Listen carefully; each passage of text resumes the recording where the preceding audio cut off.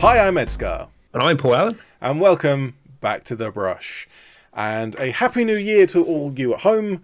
Hopefully you're having a happier new year than the two of us. Because we've been having some technical problems, some emotional problems as well, as we will go into a little bit of detail at least over the course of this episode. And you may notice that my camera is the wrong camera and Paul's room is the wrong way round. It's the wrong way round. I thought you were going to say the wrong room. I was about to say it's the wrong room, but it's not. It is actually the same room. I know it's the same room, but it is the wrong way round. I mean, this is normally my background. And also for our avid listeners, all two of you, you may notice that we've skipped 2 episodes. We've missed on 2 episodes. So, Paul, would you like to enlighten our viewers? So, my computer, in fact, I don't know if you can hear that. The reason as to why my computer doesn't work is outside the door. My cat decided it would be a good idea to urinate up the side of my computer. Unfortunately, because it's one of those fancy window ones, it had a big vent on the side, and he weed straight through onto the graphics card. Yeah. So that was the end of my GTX 970. A very expensive pee. And anyone historically looking at this video, this is in the middle of the graphics card shortage crisis. This is in the early stage of the graphics card shortage. For those, hey, we have to get it right. Depends on how history goes. So, yeah, so that was that. After taking my computer apart, cleaning everything down and borrowing a graphics card from one of my colleagues at work, I got the computer working again. Tested, I was like, okay, great. So and then the next day when I actually came to turn it on again, nothing.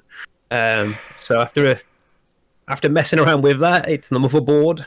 I suspect it's the same thing. I think it must have been some cat urine I missed. I don't know. But yeah, so that's gone.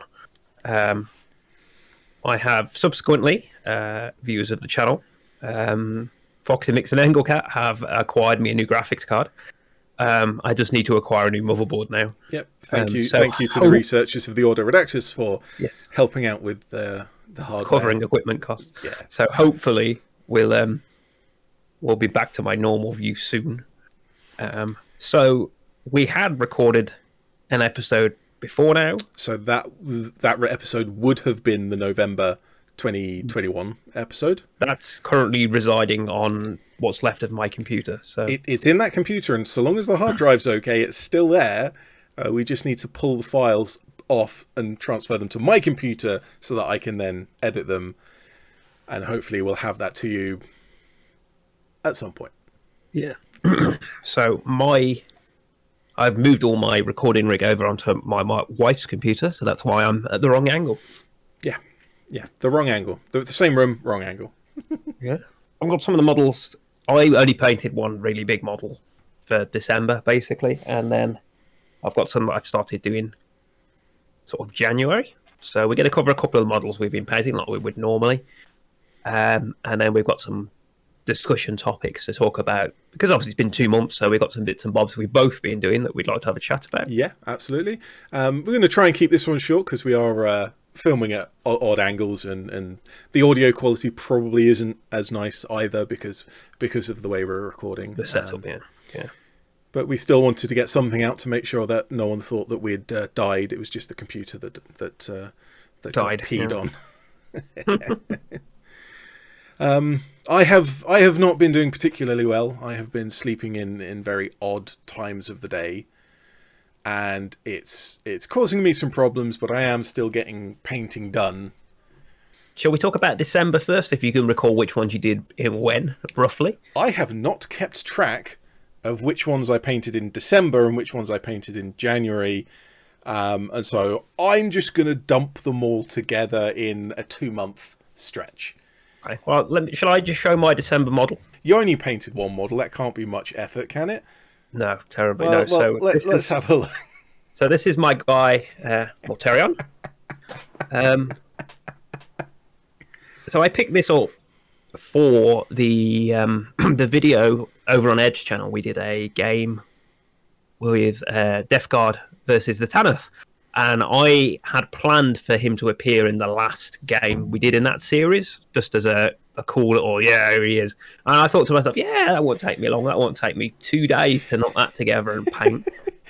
So this is 2 weeks worth of work. Yeah, absolutely. It's a very big model, and it's a lot of fine detail on that model. And these little flying dudes here and here still aren't painted. I haven't done their faces. I kind of got to Christmas and I was like, okay, well, we'll concentrate on that after Christmas, and I've never got back to it. but yeah, so I mean, we've got Mortarion. I mean, that's painted to like usable standard. There's no like. I mean, I'm quite happy to paint against unpainted models, but no one's going to look at that and say, "Oh, it's not properly painted." So talking to this guy, I went to my local gaming club last night at the time of filming, and we do 500-point games. Because it's a small club. We only have 3 hours, and there's quite a lot of us, so we stick to 500 points, so at least try and finish. So I texted the group. I didn't text, I discorded the group previously and said, would you guys and girls humour me in letting me just turn up with one model? Because Mortarion is 490 points on his own. I've spent 2 weeks on him. I would quite like to just play a silly game. You want to at least use it because you didn't get to use it in the game. If I table everyone, I feel really bad. But there was that many of us that turned up last night to the club. We ended up doing a 3v3, and I got tabled on turn 1. Did you get focused by like all 3 of the other? I got focused by 2 of the other players. Yeah, I'm not surprised. I'm not going to use names. So the lady who was directly in front of me on the table, obviously knowing that I was bringing Mortarion, had brought a rather beastie tank. So she was a Space Marine player. Biggies, yay! So she hit me with a melter. Well, basically, we went first, and I had planned that, yeah, I'm going to take this tank out on turn 1, no problem. Unfortunately, I was an inch out on my measurements, so when I got there, I was an inch out of range of his pistol. Because his majority is melee. So yeah, I'd say there's not much in the way of guns, but he's got a pistol. So I focused on a little intercessor boys. I think they were intercessors. They might have been infiltrators. Beakies. Because, need to hit something. But yeah, so that was unfortunate. So then when it got to her turn, she hit me with multi-melters and then a heavy stubbers and the rest. And, yeah, it had a lot of weapons on it. But she got me down to 1 point, and then I managed to survive on invul saves for one whole volley of shooting. I was like, okay, turn 2, I'm going to run away from her. But the problem was, if I'd have gone because we were on the end of the table, I was getting close to a Lehman Russ, and he was only about 3 inches out of range of me, so I wouldn't have made turn 2 either way because the Lehman Russ would have got me. But yeah, something would have taken you down. It was amusing, It was amusing. I don't feel bad. I think either way, if I'd have got that extra inch in range, I think I would have took her out. It was just look at the draw, but it was entertaining. Yeah, so there's him. So let's talk about your collection of, you can't quite remember when you painted. Given that you've just spent most of that time talking about the game, maybe I should talk about my game. Yeah, let's do that. Let's talk about the models, the game, and then the other models, I guess. Because I have also recently played a game of, in my case, Bolt Action, which is the game that I've been trying to get into because there is a local group that regularly plays Bolt Action. Unfortunately, what that means is that they run a tournament twice a month, and I can't stand tournament play, so I'm constantly in the Facebook group saying, hey, can someone play a friendly game during the week? I know I've got one in so far, and it was quite interesting. Basically, it was the first game for both of us, the first time either of us had played Bolt Action. My opponent had half read the rulebook. I've read the rulebook, but neither of us had actually played. So we kind of muddled through, and there was some of the other guys in the shop at the time who were part of the Bolt Action group, so they kind of knew the rules and they helped us out here or there, and it was a pretty friendly game actually. I took my Russians with the light anti-tank gun, and a couple of blobs of infantry, And I've discovered that I've got one of them down here that I've painted this month. Soviet infantry with submachine guns are amazing, absolutely brutal. Particularly if you can get them in close combat, because of how close combat works in bolt action. If you, well, at the beginning of an action, you get one of your dice to say that one of your units gets to go. You can choose that your submachine gun squad will charge the enemy, and they can charge up to twice their movement. Movement's usually 6, and so they can charge up to 12. So if they can get if they're 6 inches, 6 inches, yes. Okay. So you've got a whole foot of travel. Yeah. And there's no rolling for that. There's no random distance. It's just if you're within 12 inches, you can get into close combat. So it's pretty reliable as long as you can get there the turn before. You then get to make one attack with every single model. You don't have to roll to hit. It automatically hits because it's close combat. And you just roll the to kill roll. So wounding, hitting and wounding in bolt action, usually for shooting you roll to hit and then you roll to kill. In close combat, you just roll to kill because the hits are automatic. And it depends on how well trained the opponent's troops are. Because if they're veteran troops, they're going to be harder to kill. If they're inexperienced troops, they're not going to be taking cover as efficiently, and they might even just run away. It might be a case that one guy, they haven't actually died, but they've run away, or maybe they've been injured and they might be able to fight on, but they're inexperienced, so they kind of just crumple up and are like, oh, and are scared. There's a lot of different things that it represents. The submachine guns, before the enemy gets to make their attacks back, any submachine gun soldier that made a kill gets to roll again. So if you've got a full squad of 12, you could very easily get a lot of kills on an enemy, and that enemy unit then rolls one attack each back after taking casualties. So already that's squad of them, killed everyone. That's very skewed in favour. However, the last part of close combat in bolt action is the biggest and most important part. Whoever's done the most wounds to the opponent wins, and whoever loses is instantly wiped out. Yeah, and just now gone. I mean, obviously, I've got a bolt action army I haven't played yet, but yeah, having watched videos online, it's nice. It's combat is very fast. It's very, you're not getting caught up in the detail. So, obviously, comparison to me, the two games I play, Fallout and Warhammer. Warhammer, you can get entrenched over multiple turns in close combat.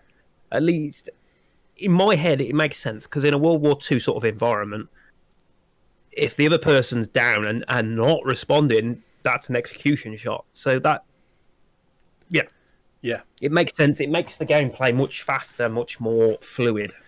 Yeah, and it's a lot more brutal in a lot of ways, particularly with units that are good in close combat, like the submachine gun squad. So was that a particularly a Russian trait? That is standard rules for any faction that has a submachine gun. Okay. So that's not there's not a particular army trait that would give you an advantage there. There would be every army has some advantage and disadvantage. They have access to different things. I think every faction has access to some amount of submachine guns, but the Russian particularly has access to the submachine gun squad, where you can have 12 models with submachine gun. I'm pretty sure that there are some other armies that can do the same thing, have a whole squad of them, but most of the time you would have a squad of riflemen, and then the NCO, like the sergeant of the squad, the squad leader, would have submachine gun. Yes, yeah, that makes sense. But there are, in the German army, one of the I didn't mention this. I fought against the Germans. The German army that I fought had a 6-strong submachine gun squad.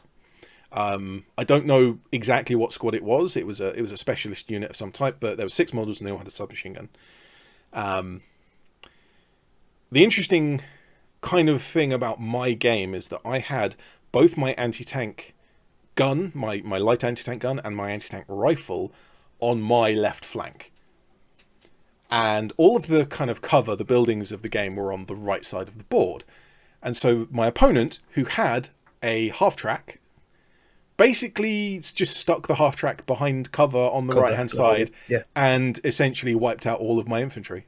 So how does deployment work? Is it you put a piece down, they put a piece down like that, or do you just... Alternate deployment, yeah.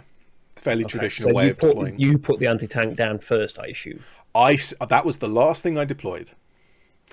My opponent put down their half-track right in the middle behind a building, so no matter where I put the anti-tank gun, it would have been in cover the first turn. The opposite, but the tactical mistake on my part was to put both of my anti-tank, both of my units that can do damage to it in the same place. I should have put them apart so that I could cover more percentage of the board. It would allow you to funnel it as well. Yeah. But that was the mistake I made. Well, it was the first game you've played with it as well, so yeah. It was more about learning the rules. I lost a minor loss, but it was more about learning the rules. So I'm quite happy with that, and it was a fun game to play. And I think Bolt Action just is a nice, quick, swift game to play. We played I think it was a 500-point game. He had one of the starter boxes and just totaled up to 500 points. And so I matched that. I've got well over 1,000 points of models painted up now. Yeah. So staying on the topic of Bolt Action, yes, I started working on some scenery. So at work, I paint the models, you paint the scenery. yeah. At the sort of end of November, we had a new franking machine delivered, and part of the packing, I picked it up and I sent Ed a photo, and I was like, "That's a quarry." So I've started working on the quarry. This kind of compressed cardboard packaging, using that as terrain, it's a staple of the community. It's absolutely brilliant stuff. So I filled this with clay. Unfortunately, we had a bit of shrinkage, and it also took 2 weeks to dry. So my plan is to put a ramp here coming up. This I'm going to fill, and I'm thinking some kind of watchtower. Yeah, we already found a nice design over on Thingiverse that Ed sent me that I'm going to print and fit here. Yep. And then we're liking the idea of like a forced prison labour camp. Yeah. To play rescue the POW games. Or not really, but I mean, we do some plans. So I've got some of my old train set from my parents' house, so I'm going to have some track coming up this ramp. So nice. I've resin printed some little pickaxes just for scenery and bits and bobs, but yeah. So quite chuffed. Just the whole box, just straight away when I saw that, I was like, "That's a quarry." So bit of random pieces of like cardboard taped on the back so I could fill it up and stuff like that. But it's a good thick bit of cardboard. So yeah, so that's going to be a nice piece. It's heavy, but it's clay in it. Yeah. Yeah, I think if I was going to do that again, as we discussed, I think paper mache would probably be the better medium for filling in. Just because it dries a bit faster, yeah. I mean, yeah, this made a nicer texture, which I think made it look more ground-like. But I think I could have done paper mache and then put a thin layer of clay on, maybe to get the. Yeah. Anyway, or just sanded baking powder is my go-to for texturing.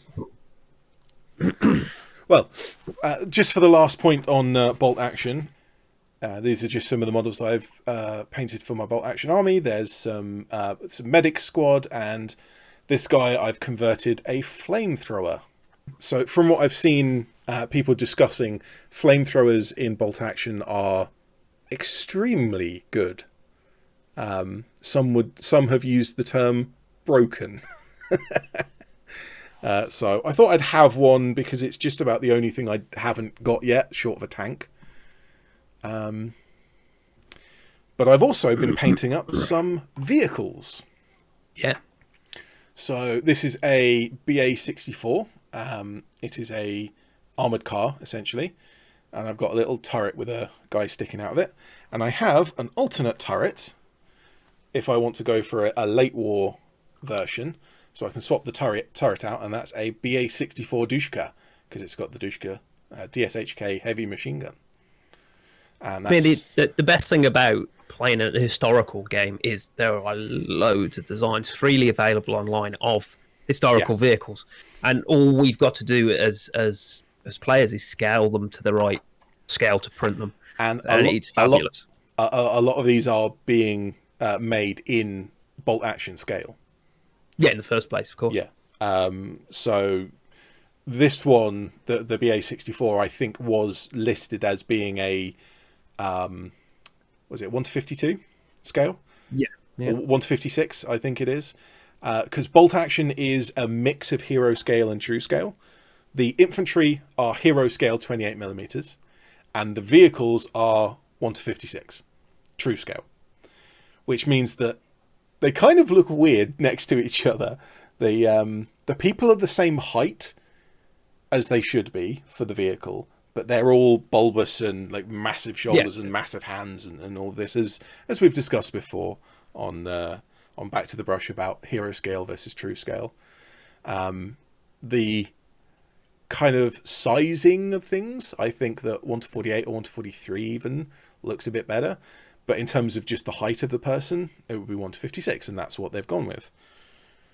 Another one of my vehicles is this one. I painted this on live stream a little bit. And this is a T20 Comosolet. I'm not sure exactly how it's supposed to be pronounced, but this is just an artillery tractor. So I just realised when I start printing vehicles for my Japanese army, I'm in a lot of trouble. There's no way I'm going to be able to pronounce these things. one of the things about historicals is you have to learn how to pronounce all of the names in Japanese or in my case in Russian, to learn how to pronounce all of the vehicle and unit names. Last one for my Soviets this month is A19 or ZiS-3 cannons. So I scaled this wrong.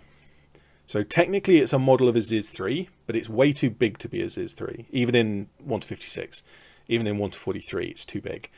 But there is another gun called the A19, which is similar design. It's not quite the same design, but it's the same size as what I've actually printed this. Yeah.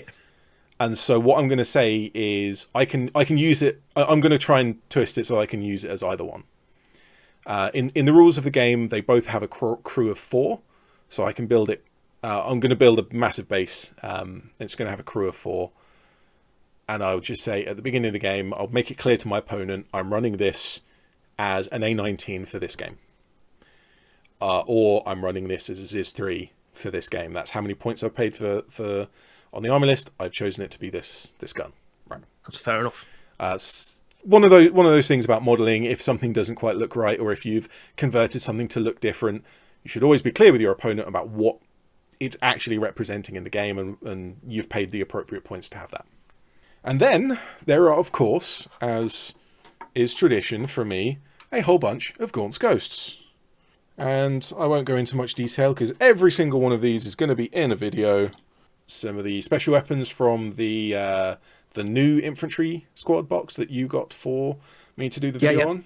I've got a heavy weapons team with a missile launcher.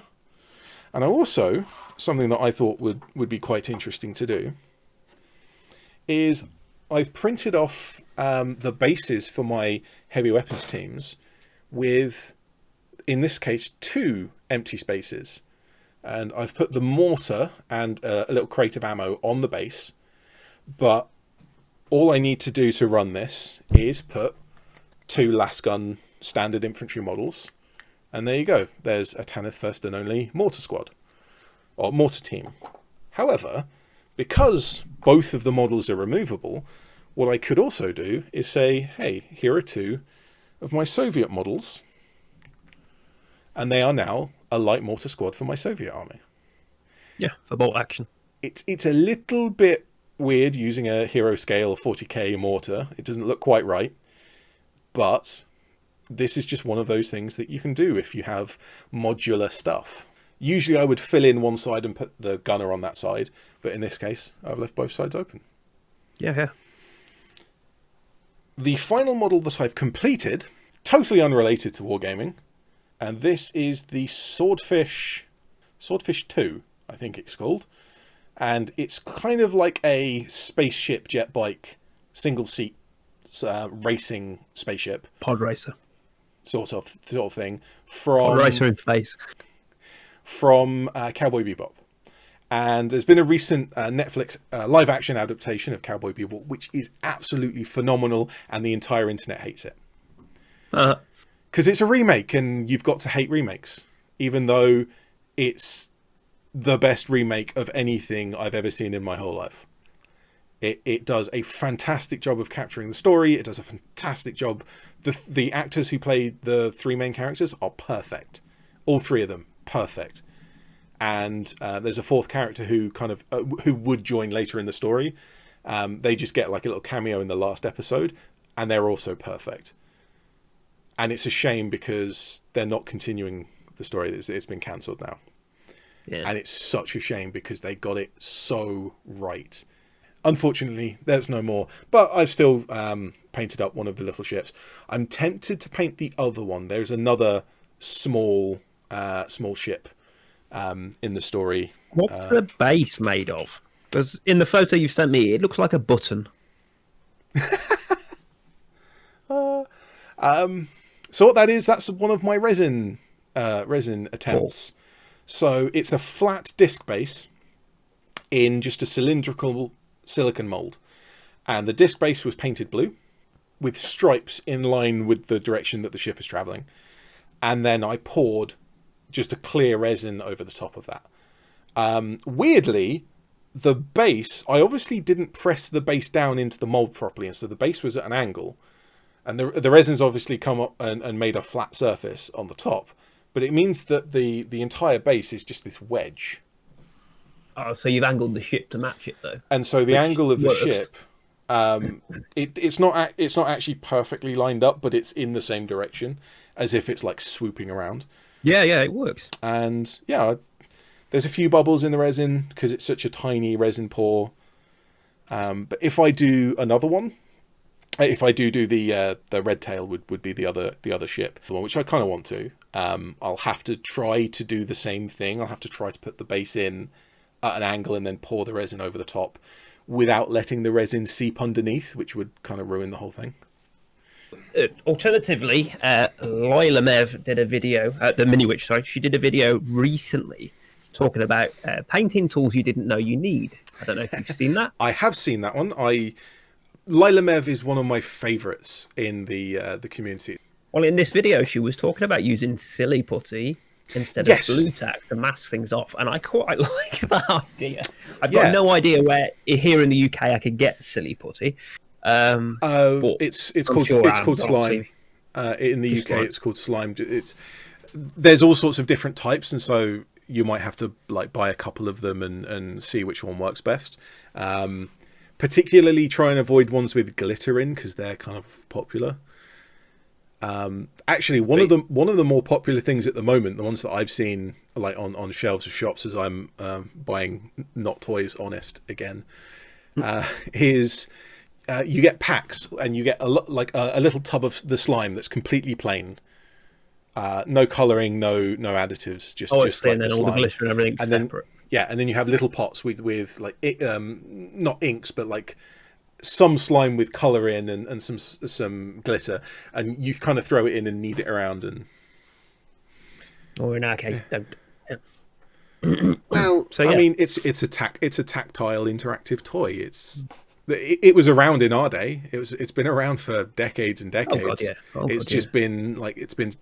It's like the concept has slightly changed, but the core, like what it is the same as it's always been. But yeah, I quite like that because I use, as I imagine most people would, just blue tack for this kind of blocking off of things when you're working.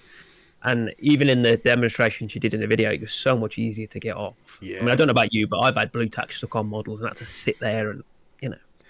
Yes, that is absolutely a problem that you get into. Strangely enough, the most common time I use blue tack is for sub-assemblies. I was going to say like sub-assemblies for sure. You stick some blue tack over the part of the model where the gluing surface is. You're going to be gluing later, yeah. And then you spray paint it and then you pull, and then I usually pull off the blue tack after I spray paint it and before I actually do the brushwork. Yeah, that's the same. If you're doing a sub assembly, obviously you want a nice clean surface to glue together, so that's what I use it for. Although the solvent weld, the EMA plastic weld, which is somewhat of a dangerous chemical, so it's the type of thing you use a mask when you're wearing it, good ventilated area. That's really good at melting just about anything, any type of plastic, and it will eat through the paint. It'll eat through spray paint. And so one thing have done for a couple of models that I've not masked up properly is, instead of using polystyrene cement to glue it together, because there isn't enough surface of polystyrene visible, you use the solvent weld, the plastic weld, squidge it around, and it'll melt the paint, it'll melt the spray paint, the primer as well, and it'll melt both pieces of the polystyrene plastic, and it'll all fuse together into one solid lump when it evaporates away. That's a good one. I suppose the difference is I tend to use a thinner poly cement than you use a thicker one.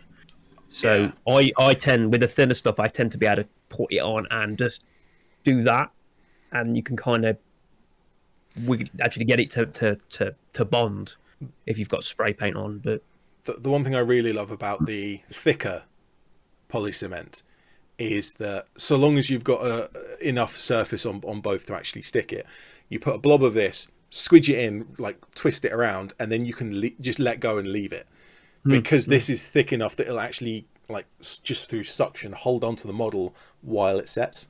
That, I'm pointing at the screen, like I don't know. That stuff is easier if you're trying to glue with Warhammer, the quick build models, the easy build, the ones that are designed to be built with no glue at all. Yeah. That everyone glues. If you're using the thinner stuff like I am, you can't drip it into where the peg would go in, because as soon as you do that, it goes. Bleh. Whereas with that, you can get away with it. I would say, in my experience, I've always preferred this for just about every application, but then it's a matter of personal preference, and if you prefer the thinner stuff, there's nothing wrong with that. The reason why different tools like this exist, different variants of the same tool exist, is because people prefer different things, and I really prefer the thick stuff. The right tool for the right job. Exactly. Yeah. And talking of, this is an odd segue, the right tool for the right job, this has got nothing to do with that.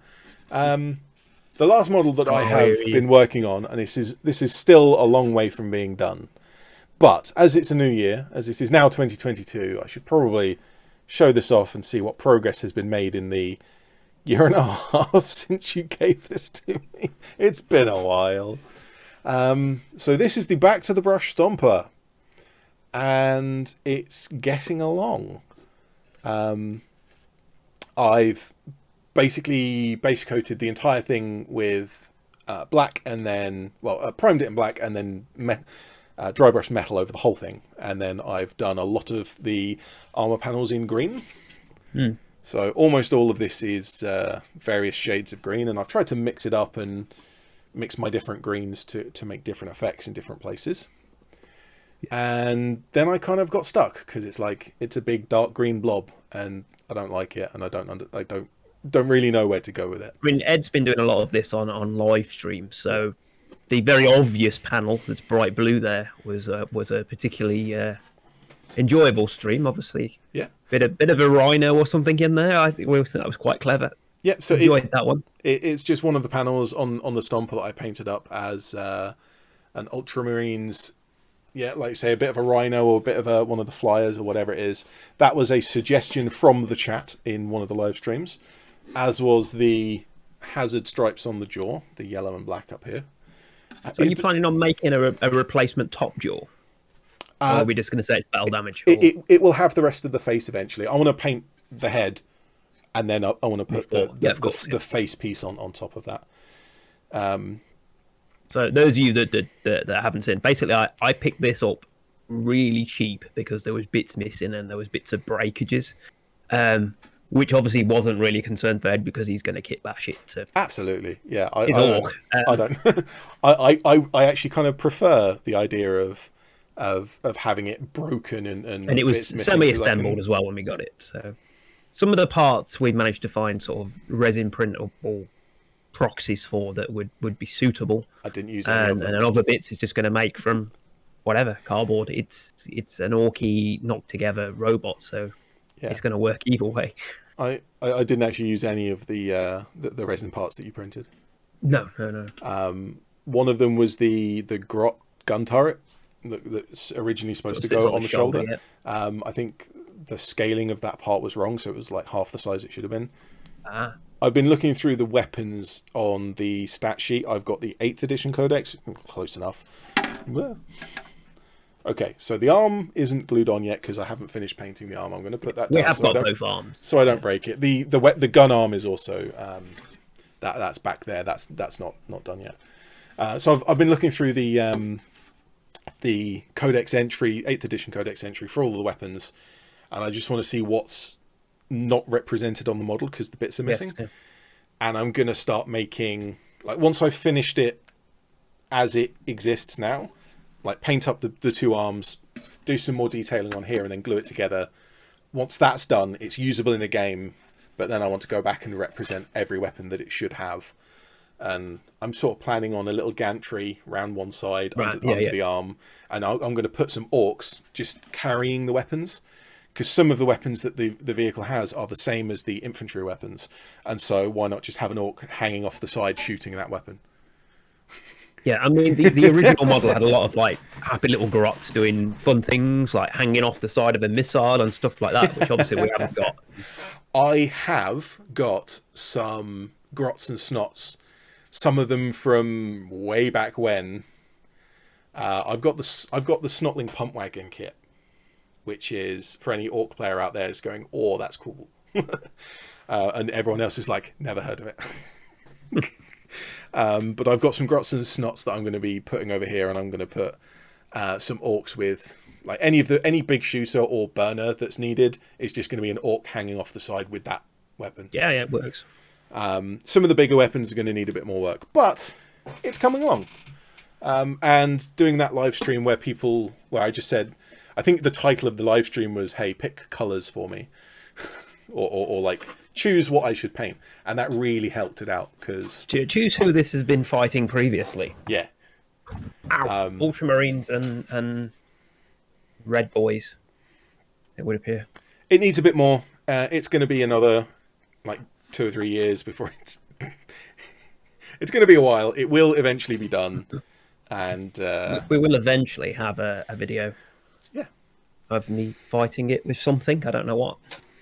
Yeah, absolutely. Well, maybe one of my Imperial Knights, something like that. Is that about right point wise, or is it bigger than that? I haven't a clue, because I don't know any of the stats of the Imperial Knight, and I don't know the points cost of a Stomper. I didn't check that. I don't care about points cost. I don't know what the Imperial Knight's worth. Fair enough.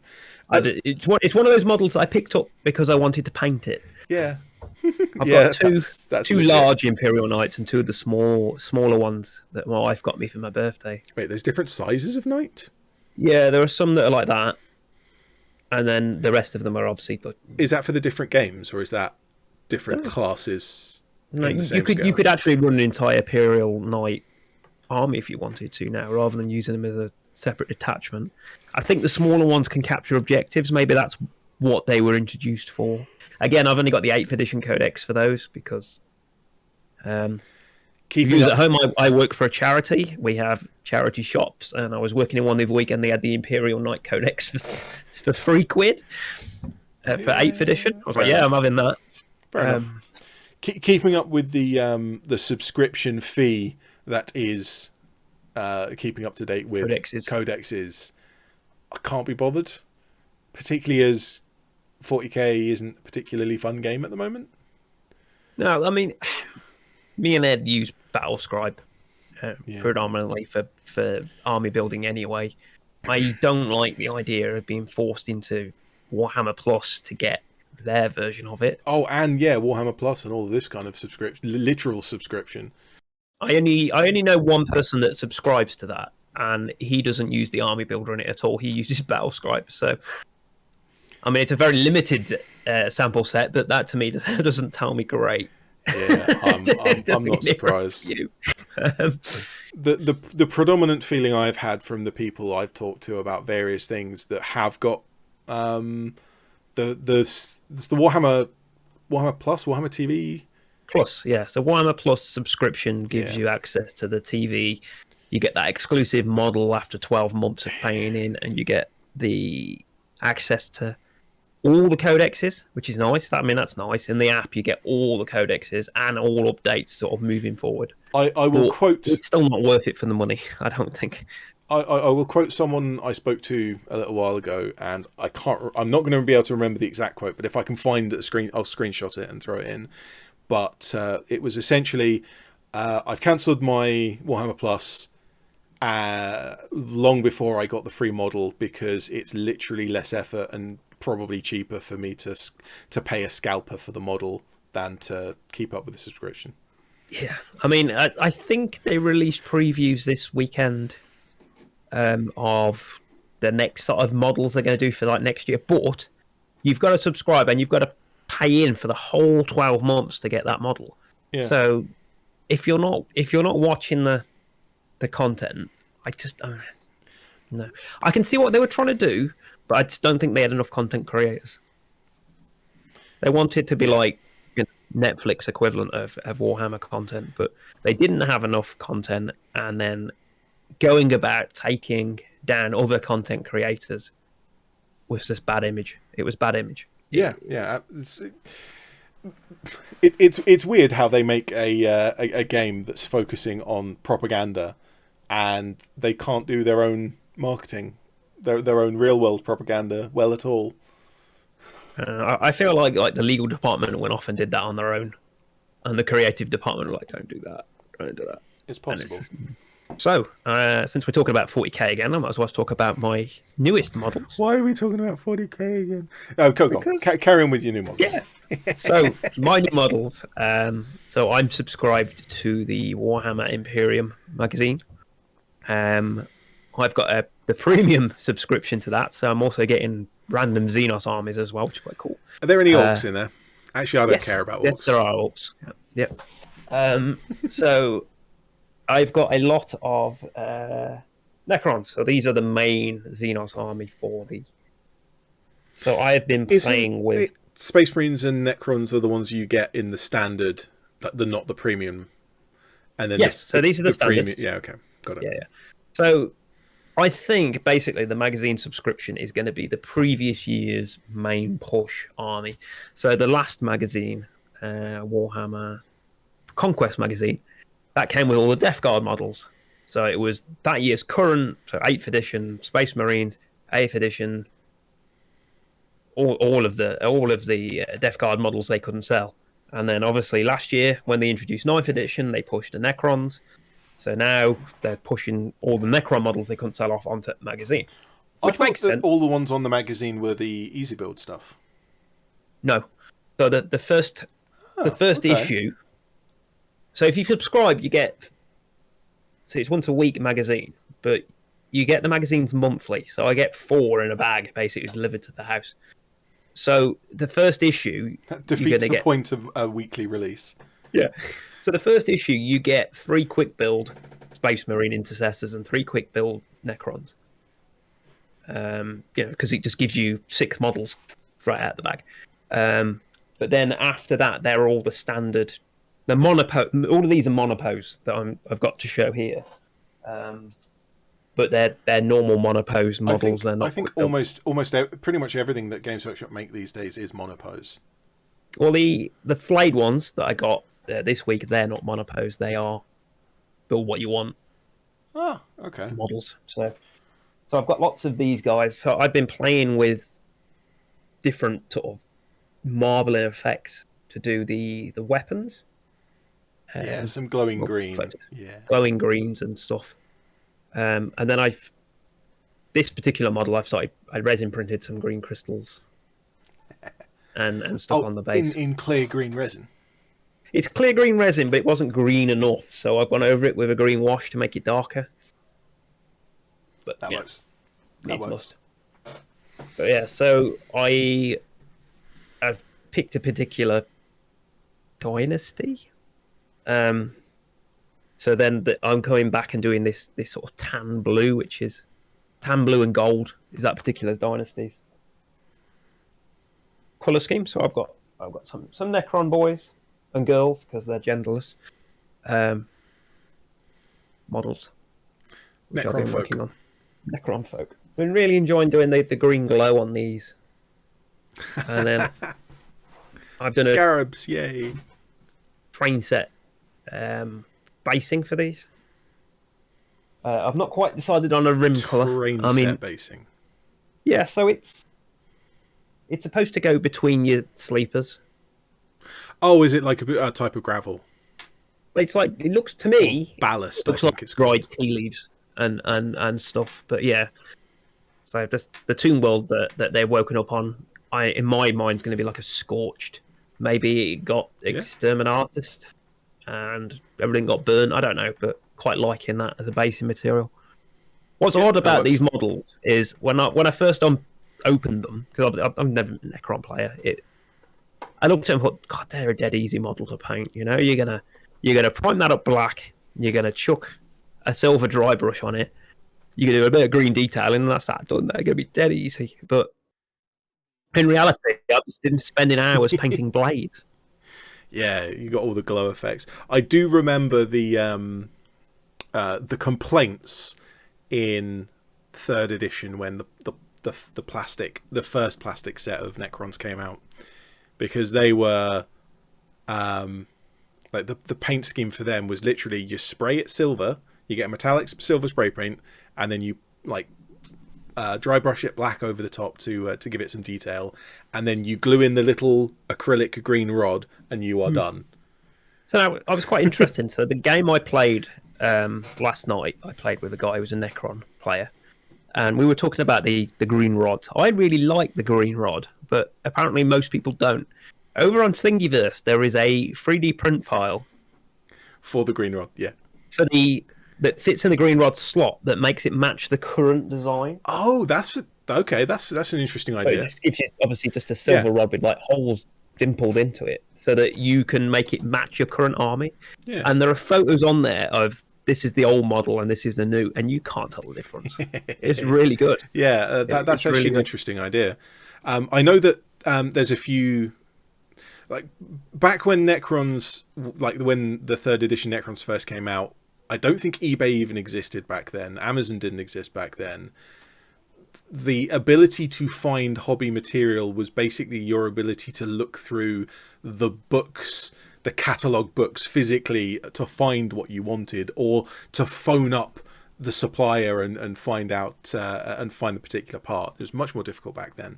But these days, I've seen people recovering kind of eBay miniature rescue style. They'll buy the old Necrons, strip them down, throw away the acrylic rods are often missing, but they'll cut them out and throw away the ones that are there, and they will buy 3 or 4 pound pack of just really long acrylic rod in the right size in different colours. And I have seen one with pink, and I've seen one with orange. Pink would be cool. And they look great, because the guy I was playing with last night, his was all red rather than green, and that looked really good. And so, like repairing those and replacing that acrylic rod. Well, I know that people didn't like them at the time because it was like all of the not Necron players were like, "Oh, this new army's so powerful and now they're so easy to paint, it's cheating." Rah rah rah rah. But the Necron players themselves didn't like the acrylic rods because they were fiddly and they'd often get lost. And as soon as you got second-hand Necrons, they wouldn't have the acrylic rod and you couldn't replace them. I like the look of them because I like that green sort of aesthetic. Yeah. I mean, my computer lit up green like that. I like that kind of colour. What I don't like is, and I've never seen one of these in person, but I'm going to make an assumption they're going to have air bubbles in them like the flight stands. Some of them did. That is absolutely true. Some of them had air bubbles. That would put me off. I think generally, on the whole, they were a lot better than the flight stands. Because the flight stands, there was an air bubble in every one. Like I don't think I've ever seen a flight stand that doesn't have an air bubble in it. That's why all of my Battlefleet Gothic models, they're all spray painted black. Space is black. It's fine. I don't want these kind of weird, clear, plasticky rubbish holding up all my models. Also, they're all broken because metal models on a plastic flight stand is a terrible idea. I did like on these when I was building these. that one's a bad example because I broke that one. The actual to make them fly is plastic pegs that I've just painted black. Yeah. I can hold it against my head. That works really well, rather than a little peg of clear plastic. So this is something that really confuses me about this hobby and like opinions in this hobby. There is a big thought against painting flight stands black. No one wants to paint a flight stand black because, it's a big black flight stand and it's obvious and it looks ugly. However, what's the most common colour for a base rim? Black. Black. The fashion is to paint the base rim black and not to paint the flight stand black. How is it any different? If you put a model on a black flight stand and a black base rim on the table, you're going to see that horrible black base rim and the horrible black flight stand. If you can ignore one, you can ignore both pretty easily. If you're going to paint it, black is the easiest colour to ignore. Yeah. I mean, certain models, it makes sense to using bits of terrain instead of a flight stand works really well. So I've got this Sisters of Battle, and it's just a bit of architecture look. That I think looks smashing. I think that's really nice. I mean, this particular model is supposed to be a sister jumper, but that works really well rather than a flight base, and you're ending up with more unique models on the tabletop. You got a row of Seraphim; they're all the same flight stand, and then you've got one like that. They look different, and you haven't done a great deal of work. You've just cut up a single piece of terrain. You've just done some basing and glued the model to it, yeah. There are kind of three ways, really, to do flight stands. And one is to have a clear flight stand. One is to paint the flight stand black, or like use a metal pin and then paint that black. And the third way is to use a bit of terrain. Yeah, I mean, my clouds of sand. Yeah, my flying pulpit model is just still metal. It's just the base is painted, the model's painted, and it's just a piece of metal. I built that model when I was at Ed's house, and when we took it out of the box to assemble it, Ed was like, "That's terrible." And it's just not gonna hold it because it's a big pulpit piece. It's like that. It's a huge piece. You've got 50mm base, and then you've got tiny little plastic. Like, that's not gonna work. So I can't remember what it was from. I think it was Was it crossbar from like a long shot priming handle? It's a good bit of metal. I think it might be. So this is something I bought specifically to be flight stands because I bought this for when I was repairing my Battlefleet Gothic models. They are the axles for like the remote control quadcopters. Okay. And so they're metal rods, but I think they're hardened metal rods. They are difficult to cut. You ain't gonna bend it. They are difficult to cut. I've been at it with a Dremel for like a long time with cutting discs, and it takes a long time to get through. And you have I'm fairly good at heat dissipation, keeping control on how hot things are getting. Like I generally use water as a coolant for this kind of thing because you don't need to get the proper coolant out for one little bit.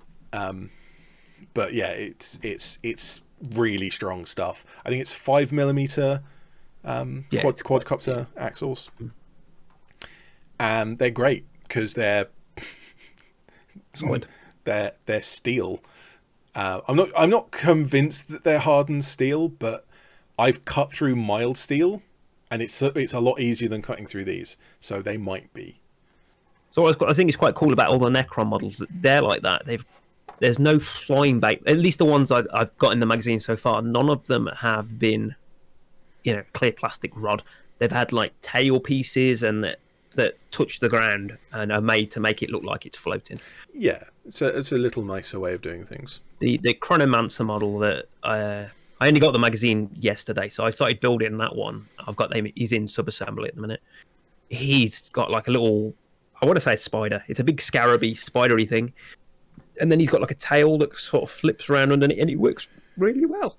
I mean, it certainly wouldn't be an army that I'd ever pursue normally, but now I'm getting them delivered to the house. I am enjoying painting these. I think it's just you have models, you enjoy painting models, and so it follows on. I say, as I said earlier on, when I first looked at them, I thought, Christ, these are going to be easy to paint. But yeah, I suppose complexity finds you. You go, no, I'm not gonna do this, and I'm gonna like try glazing different green layers over this to see if I can get the blades to look better. I think the guy I played with last night, his Necrons, as I say, he did all the green as red, which was cool. But he'd done he'd spray painted them silver, and then he'd gone over and done rust effect on all of them. Oh, so nice. all of them were like heavy, rusty, sort of, like old, like the Necron tomb had a leak. I don't know, but it worked really well. It worked really well. Yeah, that's. And he was like, he said that was a dead easy paint job. I don't know what I would actually do, because while I talk about the easy, quick paint job, that's probably not what I'd actually want to do. And unless I had a Necron in my hands, I probably couldn't come up with an idea. I might try and do something like, the plastic hockey body armor that you see in like fake Mad Max films. Yeah. American football sort of, yeah. Yeah, not so much the American football ones, but the hockey, the really cheap plastic hockey armor that appears in sci-fi films and in fake Mad Max films. I kind of like the idea of that, and just paint up all of these Necrons as if they're made from tacky plastic, but in scale. Painting tacky plastic in scale, that would be an interesting. I don't know how I'd even do that. How would you paint tacky plastic in scale? You'd have to do it like white and then like paint on brands. You know what I mean? Like this Necron is sponsored by. So you look at a particular brand of hockey armor and match the paint job of that. In my head, I'm thinking white with like a red line like around it. So you got like a red trim line, so it looks kind of Nike or Adidas-y. That's the type of thing. That's the type of thing. Mighty Ducks, you could paint them up like the Mighty Ducks. That would be cool. That was a Disney film about kids playing hockey. Oh, okay. In like the 80s. Not heard. There was loads of them. Yeah. Okay. Thank you everyone for joining us for this slightly shorter episode. As we mentioned, there is the lost November episode sitting on my computer. So the episode after this, we'll be going back in time a wee bit and to discuss some of the things. As long as we can get that off, that'll be done. Yeah. We think my hard drive's okay. Hope so. So, as always, with this episode, we're going to have uploaded some of the images of the models we've painted today over onto our Instagram. Yep. So take a look over at those. That'll be in the link below. And as per tradition, if there's anything you want to talk about with us, any inconsistencies or mistakes, then if you type in the comments below the order redactors, just to draw our attention to it, we'll highlight those and then bring them into the next episode. Now, normally, that would be the next episode, but in this instance, it won't be because obviously we're doing these slightly out of order. But we will get to it the episode after that. we will have a double feature of the Ordo Redactus, probably, almost certainly. Yes, yeah. But with all of that done, all of that mentioned, hopefully we'll get things back on track, and we will get back to the brush. But for this month, thank you very much for watching. I'm Edgar. I'm Paul. And we'll see you next time. Bye for now.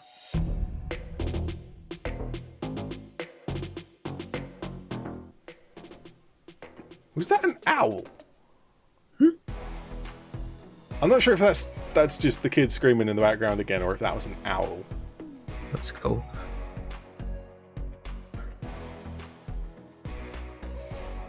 Still pretty light outside here. I mean, it's 3:30, which means it's nearly nighttime. Oh yeah. Because that's how winter works.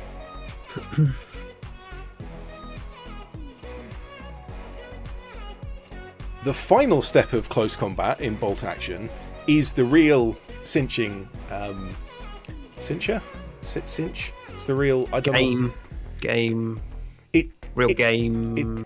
Game changer. No, it's the big thing. It's cinching. It's cinching. I've said the wrong word and we're getting distracted.